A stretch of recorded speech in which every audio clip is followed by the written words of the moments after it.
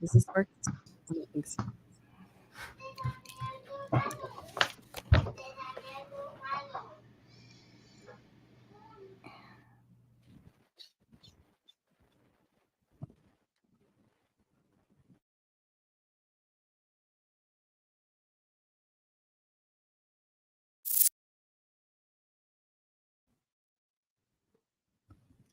Great. Hello, hi, hi, Sarah. Thanks for joining us. There's a little reverb happening.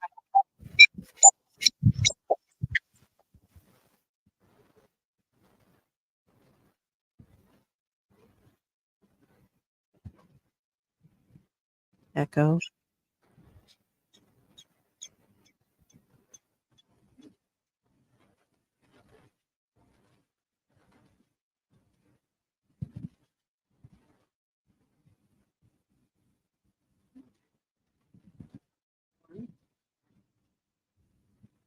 Hello.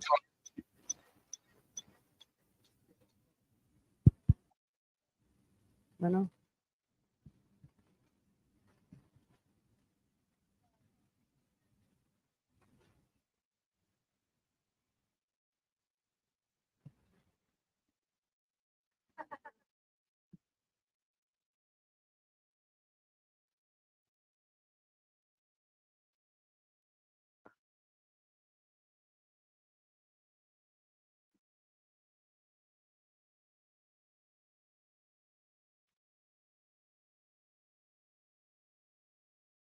Hello. Yeah, there we go. All right. Welcome, everyone. My name is Emily Upsack, and I am a filmmaker and also an assistant teaching professor at the University of Colorado here in Boulder in the Department of Cinema Studies and Moving Image Arts, where Nikki Pope is also an MFA student. And I'm very happy to be here yet again at Mimesis with all of you. So we have two filmmakers joining us from abroad, Dana and Sergio. And then we have, as you've already met, the filmmakers who are here in person.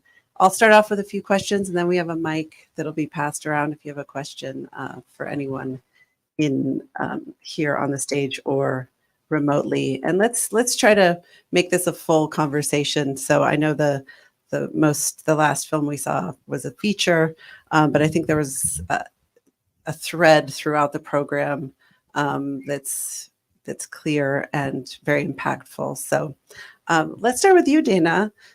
I absolutely loved your film, and many of the films that were played here today had this focused on an event, and I read that you actually filmed this walk in 1978. Yes, I did. Yes. I just lost my image here, but I'll speak into the camera. Oh, here it is. Okay, we can see you. Okay, good.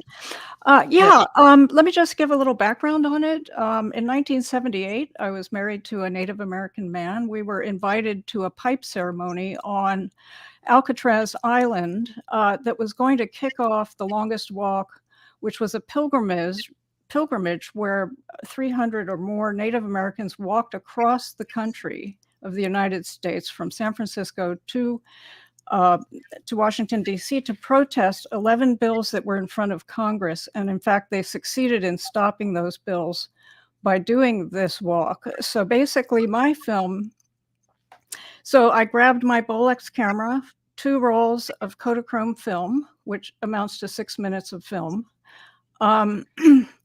We went on, I wanted to just document the event. And you can imagine that going on the boat out to Alcatraz, and the entire Alcatraz portion of the film was filmed in 3 minutes of film. And then we went to Sacramento, California, where I filmed the remaining roll. I guess I changed rolls, reloaded the camera. Sent this off to the lab. It was Kodachrome, so I didn't want to put it through a projector. It sat on the shelf for many years. I received a grant to digitize the material, And then I realized that this was a film that I needed to make. I combined that with the Layman Brightman speech at the Capitol steps. And so for me, it's kind of a time envelope where it's conceptually, we're hearing the results of the walk while we're seeing the pipe ceremony at Alcatraz Island and also the rally that occurred. And ultimately, it's now, I feel, a very precious document of the American Indian movement, also the United Native American group. Dennis Banks, Layman Brightman were the organizers of the walk. They appear in the film along with many other civil rights leaders. And so I'm just so thrilled to show it again now, 45 years after the filming of the movie. So I know thank it's you. Yes. Was there something particular or specific that happened that made you realize, oh, I have to turn this into something to share with Well, audience? I think that, you know, I finally had a 2K piece of digital material that I could edit. I don't think that there was anything. I just examined the material again and just felt like this is a film. So once I found the soundtrack material, that was it. It was essentially zero material on the cutting room floor. So it's pretty much a 1-to-1 ratio for filmmakers. I cut out little probably flash frames and things like that. I did slow some stuff down because the film runs 7 minutes and I had probably 5+ minutes of material from the 2 rolls of 16 millimeter film. So anyway, I'm just really thrilled to be showing it again. I hope to sort of revive the film and get it out there and try to amplify it even more because I feel that it amplifies. Well, Layman Brightman, just an incredible speaker, just riveting, his Really? speech. The sound was, there were some technical flaws in the capture of that audio track from I at the think it Capitol steps. was, I think that made for a fuller experience, actually. I noticed it as well. It worked There, during the blizzard section. yes. Right. There you go. Your piece also focused on this event that was happening and the impact, I think, visually of just being able to see people in protest. Can you talk to us a little bit about that and the focus of the event itself in your film? Hola, Sergio. Could you hear me?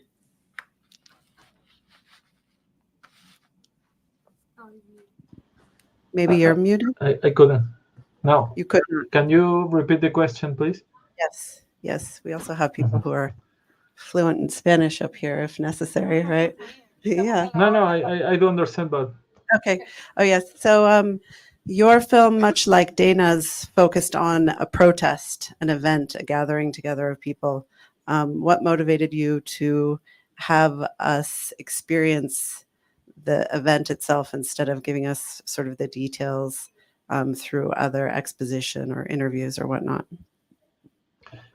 yeah, at that moment, I started to record what I thought it was a very important uh, fact for the Spanish community, the citizens who used to be, at least at that moment, I used to hear a lot younger people in Spain never stand up against for their own rights.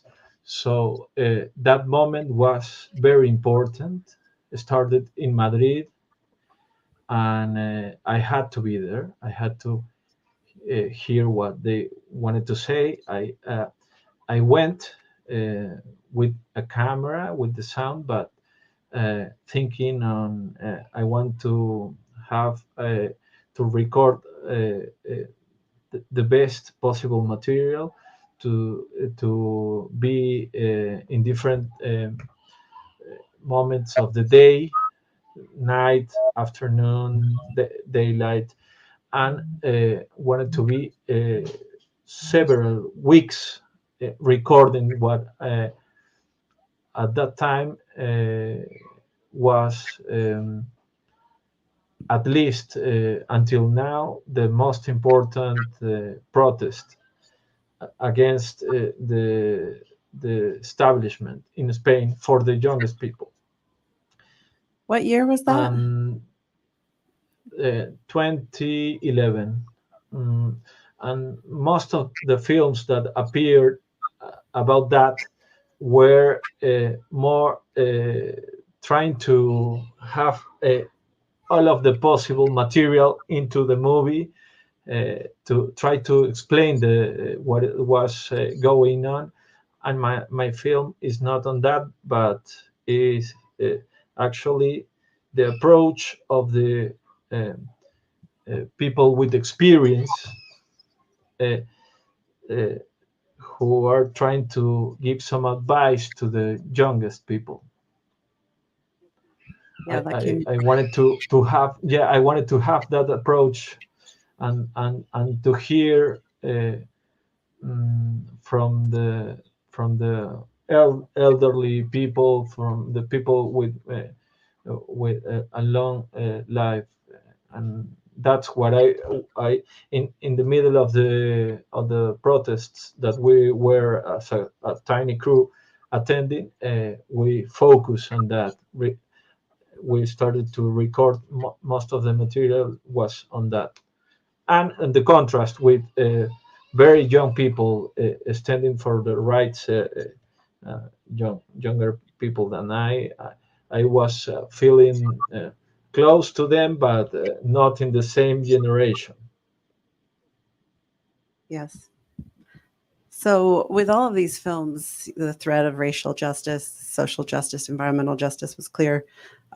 Nikki, I've heard recently at CU Boulder that one of the key elements of retention for any of the student body is a sense of belonging. And so that really came through with your film. And it looks like it's still a work in progress with the credits. Although I have to say the dark screen with just the audio track really worked for me. So you might think about keeping that as, just a place of quiet. And but can you talk to us a little bit about, did this project feel personal to you, and what motivated you to make this film? Yeah. First off, I just want to thank Mimesis for the opportunity of being able to tell a story, and grateful to be up here with these wonderful filmmakers and storytellers as well.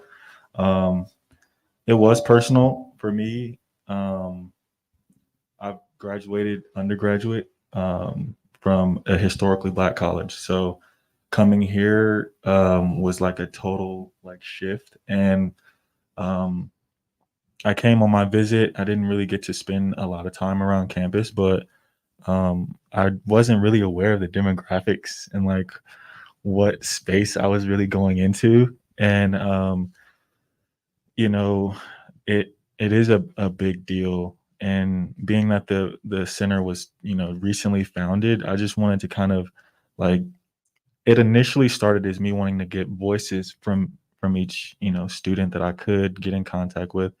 And things didn't work out. There's a lot of lost footage. It was a great journey, great experience, documenting it. But it was personal for me because even in my classes, I'm the only, Black guy in the room, and it's like over time you don't really understand, or like you don't really feel it, but it's a drain, and it's you're kind of fighting against this like invisible force. So I just wanted to kind of shed light on this place that's created. This is 2023 present. The center's been open for a year now, and it's like we've just now come up with a center for African and African American studies when the university is you know hundreds years old. So it's like I think it's very critical and very important that a space like this is created for the students that are on campus. I mean, less than 1% is identified as, African or African American. So it was personal to me. And I just kind of wanted to help give other people a voice to talk about the center and, in its brief, I guess, time of being around, how much it impacted them. So. And Maggie and Brittany, right? Yes. Maggie, Brittany, okay, and Lucy. Thank you so much for that film. It's such an important film. I myself have worked on a project, more of an experimental film about Suncor, and know that area really well. I know one of my colleagues lives in North Denver who just saw that film. So, I mean, it's such an impactful and important topic. And Lucy, I wish I could vote for you in the upcoming election, but I'm sure any of us who can do anything would be more than happy to help. So you should get all of our emails as you leave. But can you, there was one point in the film where Lucy says, "Thank you so much for finding me." So can you talk a little bit about how you found her? And I looked at your production company, and that, you focus on making films that are films about social justice and making a difference.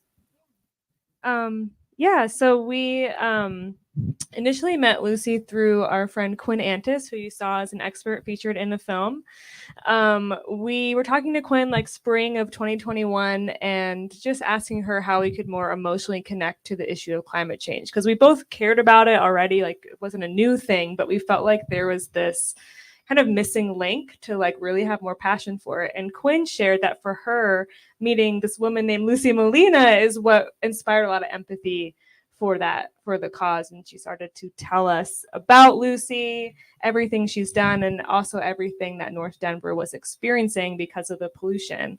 And we kind of jokingly but kind of seriously said, like, we should make a documentary about this woman. She sounds great. And then we talked to you on Zoom, I think was the first time we talked. And I think hearing firsthand all of that was really emotional. There were several times where we got choked up just listening to her talk. And she was just about to start her campaign, I think that week or the week after. And it was kind of a thing of, we're either going to do this now or not. And we just decided to do that. So it was kind of an unconventional way of making a documentary, but we knew it was a story worth telling, and we really wanted to amplify her story and what's going on there. Something to add?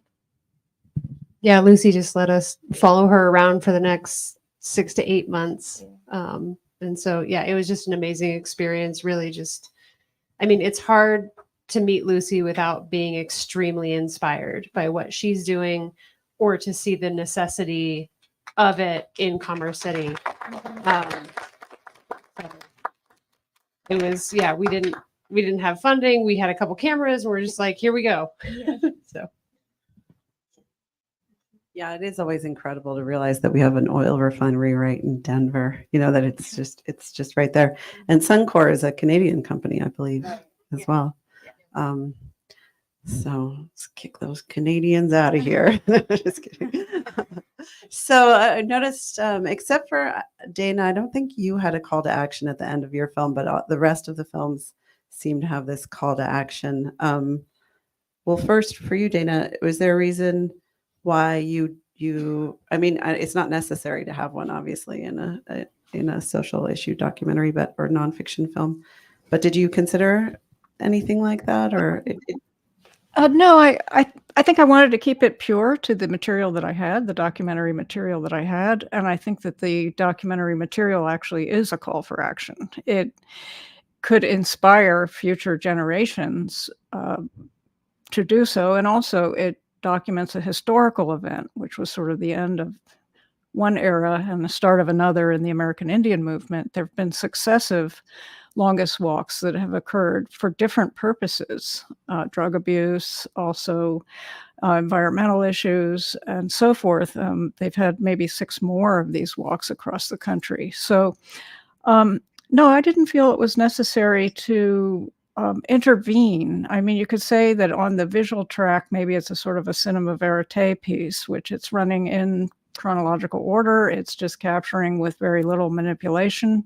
As I said, slowing down a few shots just to expand them or smooth them out, whatever. And then the addition of the other track, for me, that was the film. Sergio, how about you? You do have a call to action at the end of your film. Yes, well,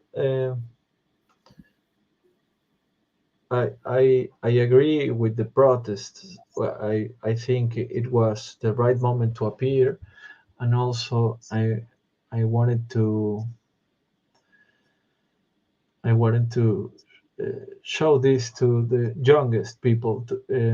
That's why the title of the film was really something that came to me in the middle of the documenting process while we were shooting. Mm, we want uh,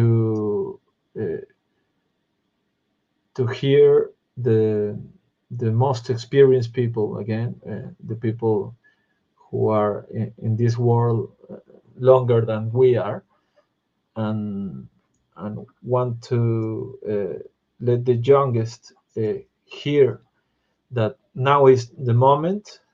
If we need to change something, we have to do it, and the power of the people in the streets are some of the most important ways to make important decisions. In Spain, something happened, and I think is one of the most important historical moments of the people in the streets in the recent times. I I I'm from Lima. I was born in Lima, Peru, and that was my first time. The first time I saw that amount of people in the streets fighting for their rights, and it was pure. Also, it was important, and for me, the decision to try to document not only the youngest people in the streets, but the elderly people giving advice to the youngest in the protests uh, is a way to travel to the future. In a few years, we will continue seeing that people alive recorded by the camera. Uh, um, I think on what I saw at the moment, the other films that I watch about the 11M, it's what it was called, 11M, the day and the month, uh, are discussing about what happened, but not giving the voice to the elderly, experienced people. So that approach and that travel to the future with the people that will not be with us too many years, it was part of the some of the most important parts of my film. So I'd like to just add a part of that question for both sets of filmmakers on the stage here. Neither film, yours, Nikki, or the feature included representatives from the sort of institutional space. So I'm wondering if you approached Suncor and you approached the administration at CU Boulder, or if that was just not a part of your vision. Yeah, Nikki? Um, yeah, I didn't really want to go to like administration. Like I said initially, like my vision for the film was to allow the students in the space to speak, and a lot of the, like I said, footage and their mishaps. But I wanted it to be the voices of the people who were there in the space, to be able to give it the validity, not the actual institution that in a way you're kind of fighting against to create a space or have recognition across the university. So I really wanted to kind of keep that separate if I could. And the text at the beginning and the end of your film, was that a call to action for you, or is that a reflection? Or Yeah, I think it is a call to action. um, the point for me to make the film is for students who are like planning on coming to see you, for them to actually see a space where they can actually thrive. A lot of the African American students that end up coming to see you, they end up leaving, the following semester because it's, the environment is not conducive to, them and their growth. So just to share with them that there is that space, and also just to the audience to become more aware of, the situations that are like surrounding you. Because whether you believe it or not, there is a branch, um, a pathway that it's involving in your life as well. Like, even though you may not be a part of it in your everyday, like what goes on in said space, it has some type of effect on you. So I just wanted to really make people aware, and um, kind of tell them, hey, go check it out. A lot of it is about resources, but it's also about your own self-awareness and learning about something that you're not familiar with, or you're not actually, brought to on a day-to-day basis with. So So it's a permanent physical center in Mackey. yes, the cause is located in Mackey Auditorium. You can go in there, first left. That whole side is dedicated to the cause. And like Dr. Rabaka was saying, like if you're interested in knowing about African diaspora and, making yourself aware about things that's going on, the cause is open to you. It's not just for, said African Americans, but it's for everyone. So, by doing that, you're liberating yourself from what is not being told to you, and you're also helping out the people in the space. So Yeah, so the call to action, the involvement of Suncor, and also just maybe how, Lucy, do you feel that this film coming out right now and showing at festivals may help or impact your future candidacy? And congratulations on your board placement as well. Gracias. Buenas tardes, ya, ¿verdad? I want to let's give a shout out. You guys can just to my girls here. And this young man, Mr. Nicky, híjole, man. I work for the Black and Brown Parents United Foundation. I would love to show your film to our community as well. And thank you for inviting us and for choosing our films also. I'm very humbled. I'm very humbled and thankful because I live in a community that has been fighting environmental racism for decades. It's been decades. It didn't happen just 2-3 years ago. It's been for decades, right? In Commerce City, where I live, we have no drinking water. We are still fighting Suncor. In fact, just this week, and we had 300,000. Okay, now this pisses me off, y'all. Okay, let me get up here. $300,000. They were fined $300,000 by the EPA, Suncor, which is pennies, right? I would say the state of Colorado is a lot more Boulder when it comes to finding them. At least we fined them $9 million. Out of those $9 million, $2.6 million went to the community. It poisoned and it's been killing. $5.5 million went right back to them to fix their problems. Aren't they supposed to have it down already with billions of dollars they make every year? No, that's environmental injustice. That's environmental racism in my eyes. The community where I live, we are the lowest performing district in the state because issues like this, these not only impact our health, it impacts our education. Kids cannot focus, right? They cannot focus when even when you're driving into town, just like it's like an insult to your nose, right? So this is not just about me running for office. Really, I thank the girls that we are able to expose the bigger problem here, which is the big eyesore. We are facing a climate crisis, y'all. I hope y'all noticed. Have you guys been watching the news lately? We are facing a climate crisis. I mean, Lanai, right? I grew up, I went part of my life, I lived in Hawaii and I went to school up there. That's where I studied. I went to college up in Hawaii. So it's close to my heart because I have a lot of Ohana that lives in Hawaii, right? My sister's here too. We have family in Hawaii. So it is very scary to see that now what happened last year here in Colorado, okay? In Colorado. Now, I live next to the oil refinery. If something like that were to happen around us, right, we lived this in 78, right? 78. I was like 4 or 5 years old. I remember the doors. Remember, Jose, the doors blew out of our houses, the windows. We thought it was the end of the world. I did, because the sky was so black. I'm probably, maybe some of you all that were around then might remember that, but that is scary to think that we're still living in that every day. Every day we're worried about something happening, right? This entity is what I call is self-regulation, right? They've been running the show. They've been running the show forever.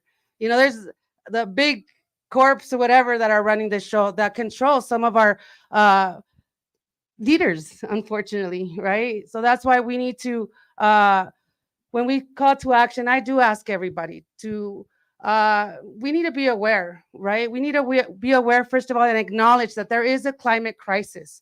And that climate crisis began in communities like mine, okay? We don't have drinking water right now. We're still fighting entities like Suncor. I call it the toxic triangle, right? Living around that area with the waste management, with with Excel and Suncor there. It is, I would say this has been happening for decades. It is not only a toxic triangle for us, but it's impacting our families. I mean, my family's leukemia, cancers, bloody noses, asthma, whatnot, right? Again, impacting even our education. That opens the door for predators. It opens the door for predators that come to our low-income communities and start banking from us, okay? So it is a big circle. That is environmental racism. That is environmental racism. We need to acknowledge that there is a climate crisis that's impacting everything, and we need to transition, because communities like ours are normally the ones that remain staying behind. That's communities of color, Black, African American, indigenous communities, and Latino communities. So I do ask people to fight back. If you know better, do better. Okay, we need to make stronger legislation. We need to look out for the people and not for profit. So yeah, please protect. And thank you again for showing up. This is a big step already. You showing up here and shared with your family. Let the people know. So yeah, gracias. I could go forever. No, yes, I'm thank pissed. you. Well, I do think a lot of the ideas that you're talking about come across clearly in the film, which is important. And is this the first screening that you've had, or This is our third screening. third So screening? we're still Yes. early days. Okay, great. But Yeah. And you obviously have is that your table outside as well? So the table outside, as far as our impact and call to action, 350 Colorado is an organization that has been incredibly supportive of this film and of Lucy. They were in some of the footage at Eco Fiesta. They helped us with research. They helped us with so many things. So please check out their table. They have a petition that you can sign. You can sign up for their mailing list, but they're doing so much. They have a Suncor Action Committee that meets regularly. So our impact campaign and our vision, to kind of go back to your question, our vision was just to give Lucy a voice and to give a voice to this community. And when we thought about an impact campaign, we didn't want to start anything new. We thought there are already so many amazing organizations that are already doing so much work in Commerce City with Lucy. So our whole impact campaign is just go help them, go help 350, go help Cultivando, and do the work that they're already doing. They just need more people to help them. Like Ian said, it was 7 more people knocking on doors. Even if you can't vote, you can knock on doors. So that's the dream for what this film would be. So do we have any questions from the audience? Looks like there's one here. So I actually have a question for you, Nikki, about your choice in making the film. I noticed that you incorporated some like SOV footage. And I was wondering if you could talk a little bit about that choice, if it was for visual texture, or I perhaps interpreted it a little bit as like a longing for nostalgia for these things, as if those institutions should have been there back when the film would have been entirely shot on video. But if you could just speak a little bit to your stylistic choice in making the film. Yeah. So one of the things that I learned through experience, make sure like that the formatting is right. Like it looked great playing it back and on my desktop and everything. But on here, it's very pixelated unless it's a close up. So that was one thing I learned. But what I wanted to bring with that was just basically like a family feel. Your cookout, your wedding reception, you know what I'm saying? Those type of like familial feels, nostalgic feels that I felt was present in the cause. And for down the road, some years, it'll have that feel, you know what I'm saying? And so that's pretty much just where it came from. Yeah, hopefully that.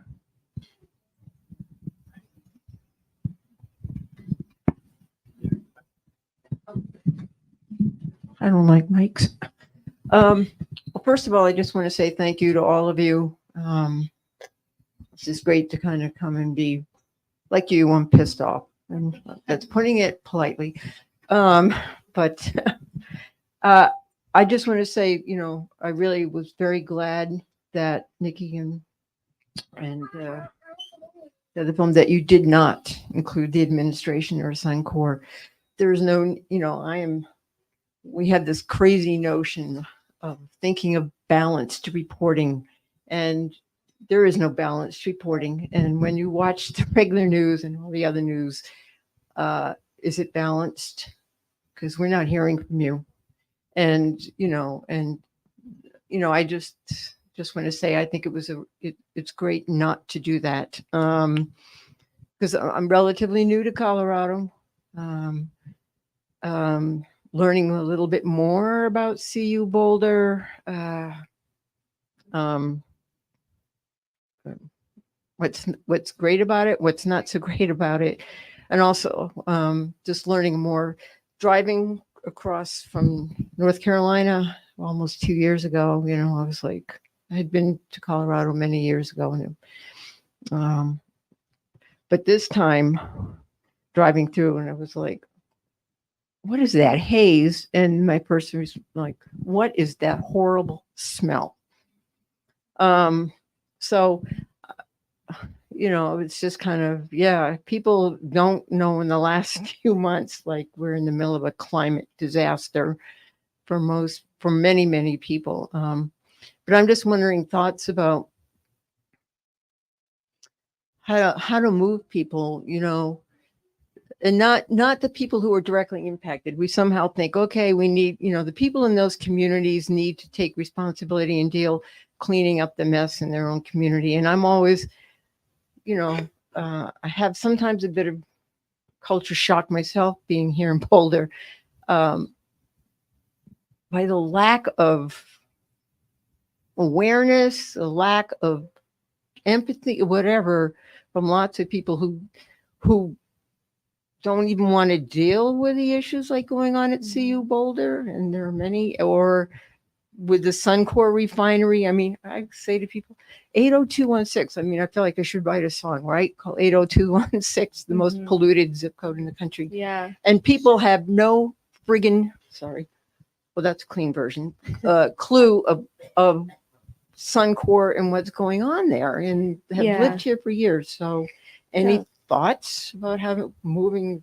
Maybe that's for you too, Lucy. Like what could we do outside of that zip code and not being able to vote specifically for you, but other things we can do? I guess donate to your campaign would be one. That would be one for sure. Yeah. Support your girl right here, and people that support.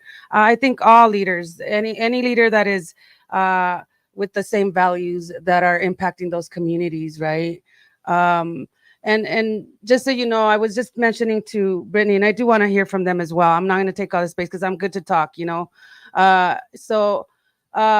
that you're right. These people, these entities, they do not need no time or air from nobody. Okay. They've already done enough damage in our communities and to the people. At least those are my thoughts. Go for it. Yeah. And I think want to just pipe in. You did actually include some representatives from the Department of Health and the Environment. So there was a little bit, but it was kind of, it was a small statement, I think, that you were making with that inclusion. Yeah, I think, Amy, kind of to go back to your question as well, with not necessarily including a sit-down interview with them. To what Lucy said, like, they've already said their piece. And there's news footage of them being interviewed on the news, kind of defending themselves. They have their PR statement. What we were really passionate about is giving a community that hasn't had a voice.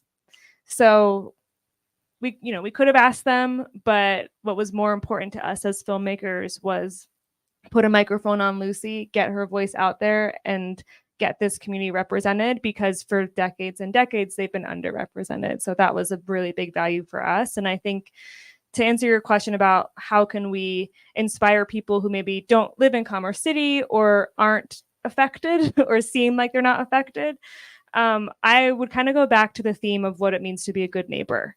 I think one of the things that drives Lucy, and part of the reason we titled the doc what we did, is every opportunity she has to talk about this issue, she does it in the context of love and service to her community.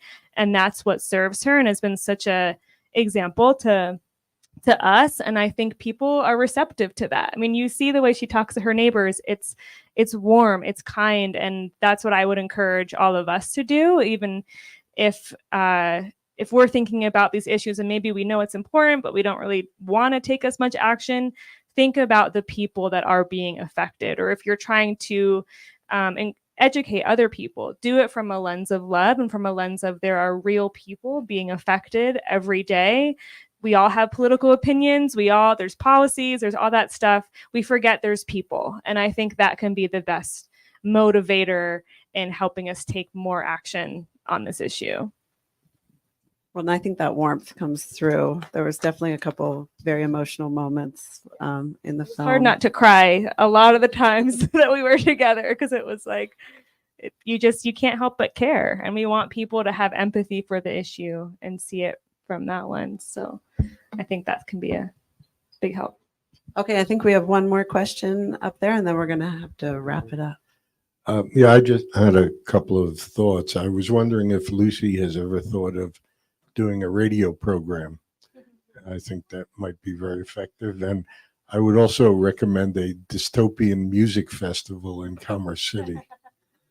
Ooh, I created EcoFest a few years ago. That was our first, the one that you saw, that was our first. We had, so, one of the things is sustainability is something, awareness, right? Sometimes people fear what they don't understand. And in communities like ours, when we hear words like transition, like, things that it scares you, right? So we need education and we need awareness. So I ended up creating EcoFest. Again, you saw there, like, we have a very, like, a lot of raza, right? We like to party. I saw, we have, so I'm also a frontline community organizer. So I used to run a nightclub. So I know how to talk to people. It's natural for me. So I figured, through EcoFest was bringing sustainability and then started introducing to our community that there's solutions. One of the documentaries talked about knowing the problem. I always share that, right? We know what the problem is, but we need to start bringing solution. I think that the solution is the people. We've already seen leaderships, we've seen corporations, we've seen different situations that have up to now. Otherwise, maybe you guys wouldn't know me. If things were done right years ago, and I'm talking about decades, okay? And I'm not talking about yesterday. I'm talking about 30 years in the making here. Then perhaps you guys would have not known me. EcoFest does teach community that there's solutions, there's opportunities for us to transition and not leaving us behind. Because I see communities moving forward and we're like still stuck in 1955. So those are some concerns for me in my community. But, at the end, I see somebody raise their hand. So I think, unfortunately, We'll okay, we take can some do, more all right, we'll questions. do these last Some two more questions questions. and then that's it. Thanks. First of all, I want to comment. I'm actually Lucy's sister. And I really want to commend that. I was very moved by the film. I was not as supportive of her of being in politics and stuff. So I was one of the family members. I mean, I helped her with funding and stuff. But my comments were actually to all of you guys. The message that you're sending is like, it's a message that's gonna make the future, make people aware. And you know, even from Diana, what's happening with the gentrification, like even the women being sterilized, that was genocide. You know, it's still happening now. And if we're not aware, and I think we need to make awareness everywhere, even in immigration camps right now, it's happening. And so we need to get the voices out, and filmmakers like this keep the voices out. And so I commend you guys for your work. And to one of the people that made a comment, how do we get this outside of the 80216? I grew up in 80216, so I know the environment that I grew up in. We all chose to have different paths, but my sister stayed in that neighborhood, and she decided to make a difference. I chose to run away from it. So I really commend her for that, and I commend all the filmmakers to really make people aware and make this film was really great. And I think you guys need to do something even more with it. Push it wherever you can, and wherever you guys need funding, how we can, anyone in the community help, you know, especially the Boulder community. They're one of the richest communities in Colorado, actually in the nation. So really get the support from the community to make it even go up and streaming through Netflix or something. Thank you so much for the Thank you. compliments too. It's amazing to hear the reception of the film, and we're very excited. We have been accepted by Good Docs, which is a global documentary distributor, to get the film out in educational and community screenings, high schools, colleges, universities across the country, which is so exciting. Power to the people. Yes. Power to the people. So when you talk about, we're currently actually fundraising, because in order for the film to be released widely, we need to get insurance. So certain companies may not sue us when we go global, when we go outside of these smaller rooms and into bigger rooms.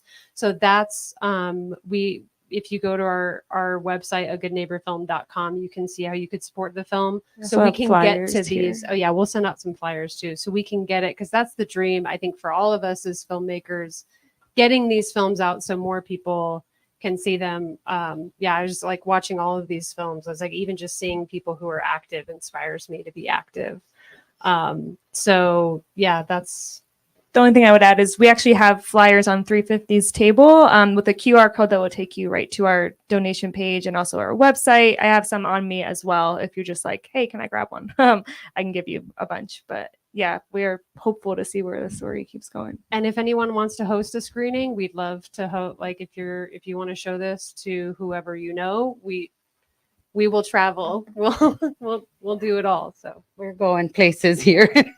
I do want to again emphasize about what the table outside, health and safety. It's Health and Safety Colorado, zero emissions by 2030. I do want to give props for the state of Colorado. We are one of the leading states in environmental justice right now, and honestly, I would say that EPA needs to take a look at us a little bit, even though we could do way much better. But you know, EPA, man, I'm disappointed with you, Ooh, man, EPA. Thank you, everyone, so much for coming. Dana, Sergio, thank you so much. Let's give everyone a round of applause. Thank you. Thank you very much, too. Thank you. Abrazos from Madrid. Abrazos from Madrid. Hugs from Madrid. Thank you. Hey guys, let's get in there. Come on, let's do a family selfie here. Is that cool? Lucy's famous selfies. Oh yeah, let me put my camera. Let me see if I can do this. Yeah, there you got it. Yeah, are we there? Hey, yay! Gracias. Thank you very much. God bless you all. Buenas tardes.